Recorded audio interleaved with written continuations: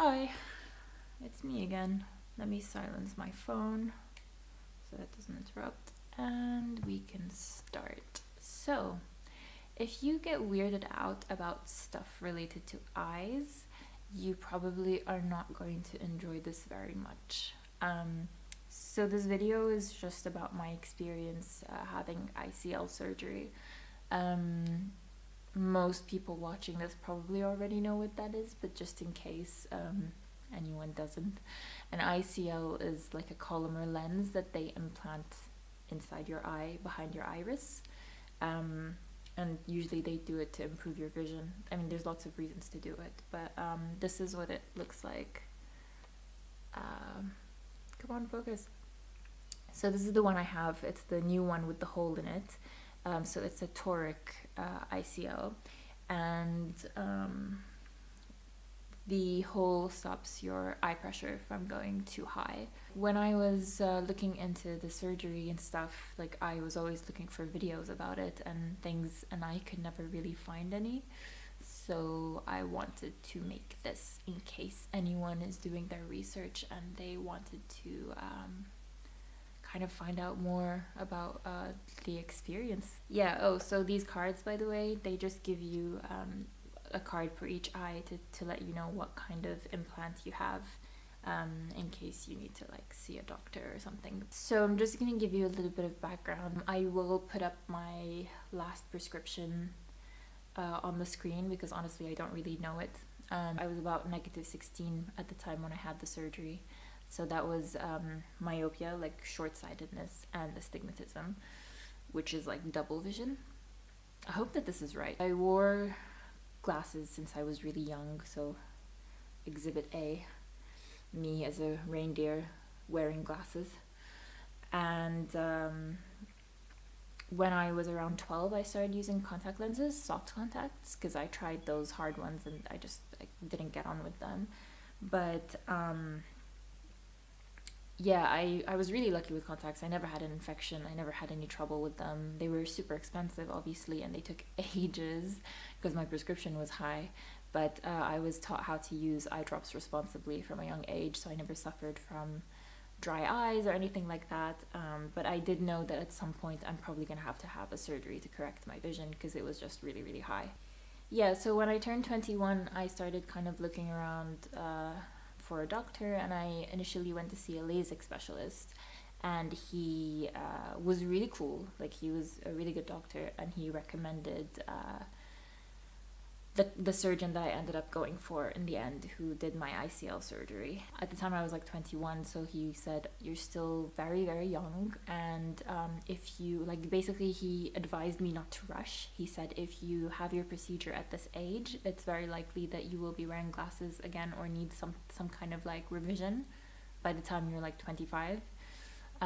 So he said, just take your time and, think about it, but I recommend that you consider ICLs, and I recommend that you go see this person who can help you. And that's basically what I did. Like, I carried on using my lenses. I was fine with that.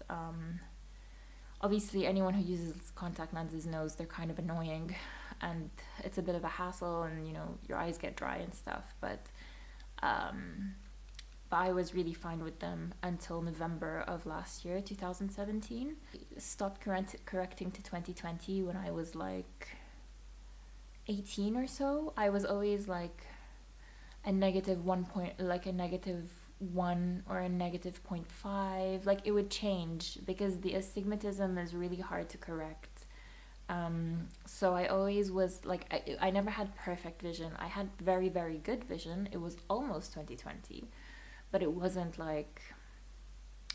perfect.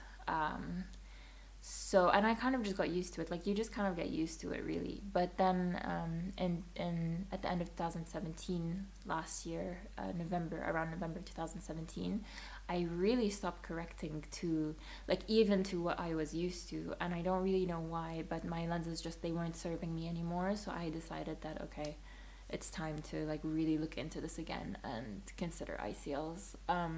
So I had an initial consultation with someone, but I didn't really I just decided that I wasn't comfortable So I went for the second consultation, and that was the one that thankfully went really well, and that was the surgeon I ended up going for. The actual surgery doesn't take very long. Basically, you do the left and right eye separately, like on different days, because obviously you can't do them on the same day for many reasons. So I did my right eye first on the Monday, so that was July 2nd of this year, 2018. So you show up, you don't have to remove clothing or anything. They put like kind of a gown over your clothes. They put the hairnet on you, and they mark your eye with a piece of tape, and they take you into like a preparation room. So they put a cannula in my hand, and they sedated me. And then each doctor kind of has his own method, but my doctor gave me an injection like right underneath my eye, which I'm not gonna lie is not like the funnest thing ever, but it's over in 30 seconds. Like, it's really fine, and they do sedate you before, just so that you don't like flail around too much. So he gave me so I'm not gonna lie, like right before surgery I was freaking out. If you watched my previous video, like, I was crying, I didn't sleep, I went into the OT, my hands were shaking, my chest hurt, I thought I was going to throw up, like I felt awful, and I was asking them to like please sedate me ASAP because I was freaking out. And once they sedated me and once I did the needle, after that it was a breeze.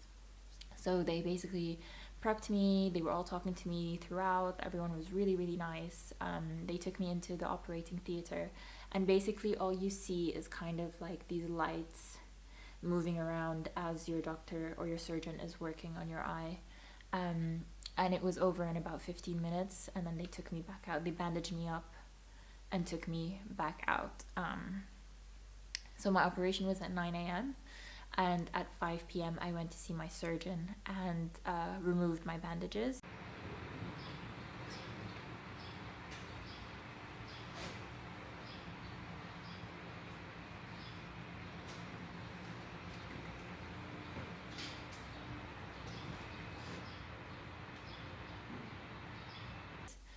And instantly you can see, and it was insane. Like, it was a little cloudy, but it was insane. I couldn't believe it. And when he took me to like do a test on my eye, I was just like, I actually told him this is the strangest moment of my life. But yeah, within an hour of removing the bandage, like, I was in a restaurant having dinner, I was reading the menu, like I was super fine. And basically what you do is you put your contact back in for the other eye, but the optometrist did tell me that she has some patients who just leave they don't put the contact in, and you just let the eye that can see well be your dominant eye, and you can just function like that. That being said though, the left eye didn't go quite as smoothly. So I went back to the same hospital to do it. So that was on the Wednesday, July 4th. I wasn't as nervous because obviously now I knew that it's fine, nothing's going to happen, like I'm fine. But I got the sedation. It didn't really calm me down that much, I don't know why. And then I got the needle through the eye, but for some reason my eye didn't totally go numb, like I could still feel it. I realized that when they put the disinfectant over my eye, and I could feel it burn, and they rolled me into the operating theater, and I said, guys, can we just check that my eye is numb, because I'm a bit worried, I think it might not be. So they checked, and it wasn't fully numb, so they had to just keep like putting eye drops in, like numbing eye drops and stuff, and then eventually it was numb enough for them to work. But I was quite alert, and I was also really tense, and I was like hyperventilating a bit because I could feel like I'm not gonna lie, it was uncomfortable. And then they bandaged me up and everything, and I went home. And then 2 hours later, because that surgery was at about 1 p.m, so a couple of hours later I went to my doctor's office and got the bandage removed. But my eye was still really droopy from the anesthesia, and it was like I could only see like white, like it was very cloudy. obviously because it had only been a couple of hours. So he bandaged it back up and he said, you can remove the bandage at 9 p.m. So I went home, and then obviously because the first time my whole head was numb, I never felt anything, but because this time it wasn't, when the pain set in, it was horrible pain. Like it was so painful that I couldn't speak and I couldn't function, and I thought I was going to throw up. So I phoned my surgeon, and even then I could like barely speak to him, and I asked him if I could take an ibuprofen, and he said yeah, that's fine. So I took an ibuprofen, which ended up knocking me out because I hadn't eaten, because you can't eat before surgery. And I just kind of went to sleep. And then when I removed at 9 p.m. and I woke up again and stuff, and I removed the bandage, the vision was definitely not the same. It wasn't as sharp as the right eye. I could feel that something was different, and my left eye was quite bruised as well when I removed the bandage. So the bruise on the left eye is pretty much gone. I was kind of taking pictures and videos as I was recovering, just to kind of keep track of my recovery, and I was kind of also documenting it on Instagram as well, so you can follow me on Instagram if you want to see that. But he did the checkup the next day, and everything was good in terms of the lens was sitting where it was meant to sit, everything was fine. So I just kind of carried on with my weekend, and then on Monday when I went to get the checkup, he said, yeah, it's slightly shifted by 10 degrees, which is what's causing the discrepancy between the two eyes, and that it needs to be slightly shifted back, because it is a toric ICL, and they are dependent on like exactly where the lens is sitting. So we decided that I would adjust the lens, and I'm doing that on August 13th, so I will give an update if need be, but I'm pretty sure it's going to be fine. After you have surgery, you can't get your face wet for about a week, so you have to figure out a way to wash your hair. They give you antibiotic drops, which you use 3 times. Well, for initially use it 4 times a day, and then down to 3 times a day. Now I'm just kind of using it whenever I need to.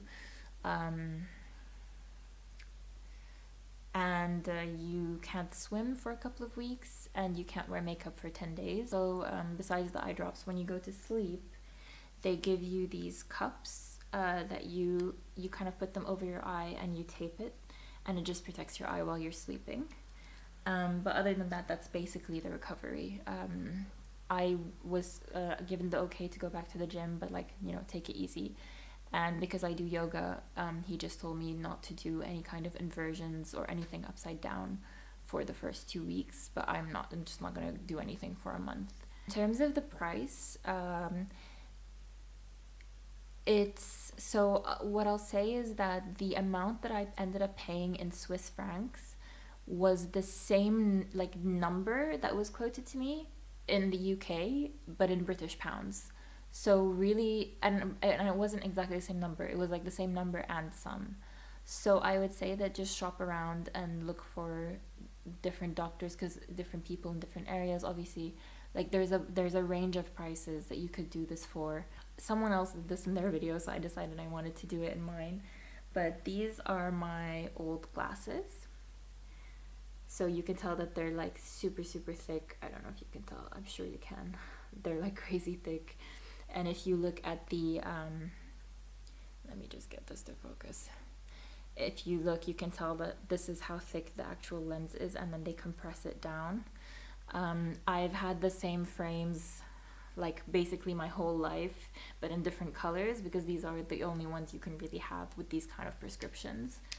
But I also wanted to show you that these are my new glasses, which I'm using until I have my revision. I'm really happy with them. It's the first time in my life that I've had like cute glasses, that I could actually choose, and they actually look nice. Would I recommend this surgery? Basically 100%. If I had to do it again, I would. I can't describe how much easier your life is. Like, it really grants you a certain level of freedom, which makes it completely worth it. I really couldn't recommend it enough.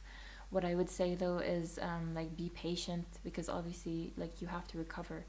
It's still surgery, and choose someone you trust. Like really choose a surgeon that you trust. But yeah, I really hope that this helps someone, because I know that I was looking for years for these kind of videos, and I never really found them. So I really, really hope that this helps someone. And if anyone has any questions, I would be more than happy to answer them. Just comment down below. But yeah, thanks for watching, and I'll see you soon.